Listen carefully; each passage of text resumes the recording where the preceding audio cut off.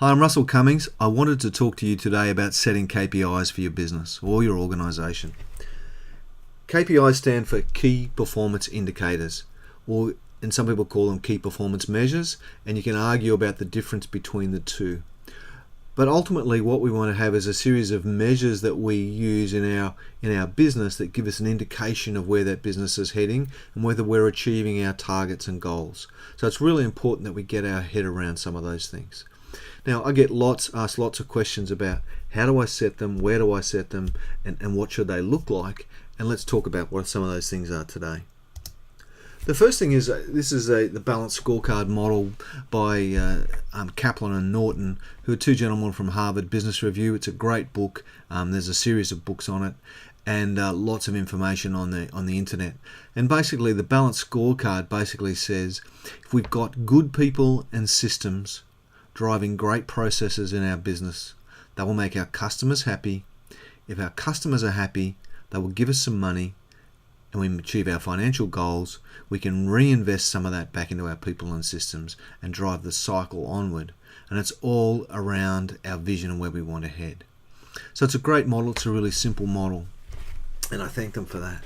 But at the end of the day, we can also use it to set KPIs and set measures for our business. And if you think about people and systems and core processes, those things are very much enabling processes and enabling parts of our business. Whereas financial and customer things tend to be outcomes.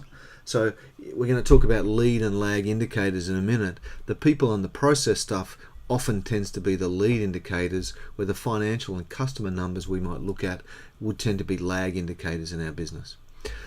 But a great way to use this model is to say, well, let's set some KPIs in each of these areas. So we've got 4 areas. Let's set some KPIs in them and let's do them. Now the challenge is the lead indicators, people and systems and core processes, are much harder to do than the lag indicators around financial and customer. So that's the only challenge. So use your balanced scorecard as a framework to build your KPIs. In terms of lead and lag indicators, so if you think about the names lead versus lag, so a lag indicator is obviously something that's happened after the event, all right? Whereas a lead indicator is something that is telling you what's happening before the event. Now, by definition, a lead indicator is probably not going to tell you what's happened, okay? It gives you an indication of what's happened. Whereas a lag indicator can be quite concrete and tell you what's happened. And an example of this is, say, profit in a business is a lag indicator, okay? Because it happens after you calculate things, and a whole heap of other things have to happen before you work out whether you've made a profit. Or a lead indicator could be sales. It could be just simply sales volume or sales dollars, or it could be new business sales, or it could be a whole range of things. But they're just a lead indicator. It doesn't tell you you're actually going to get your profit, but it's an indication that you might. Now, if you combine a basket of lead indicators, so you may have, if profitability is a key indicator for our business, you may have a basket of indicators that give you an indication, too many indications, that you're going to achieve your profit figure. They could be sales volume.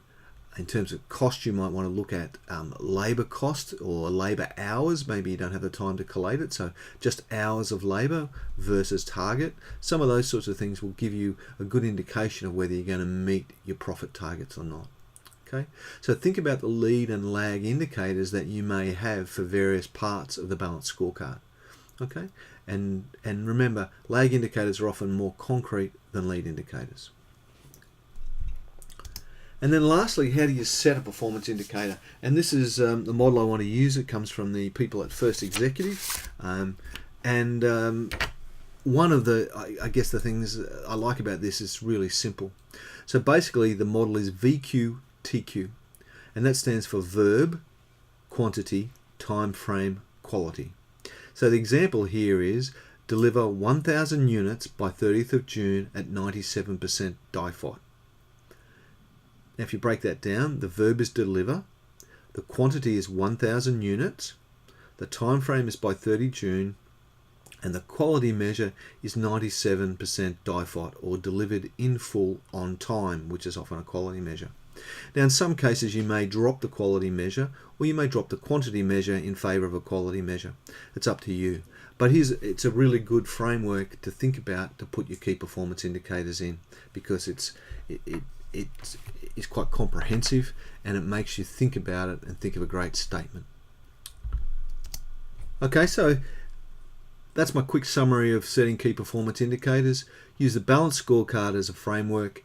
Make sure you think through if you've got some appropriate lead indicators to help you get to your lag indicators, and have a blend of lead and lag indicators. So I talk about it as a basket of lead indicators and then a couple of lag indicators.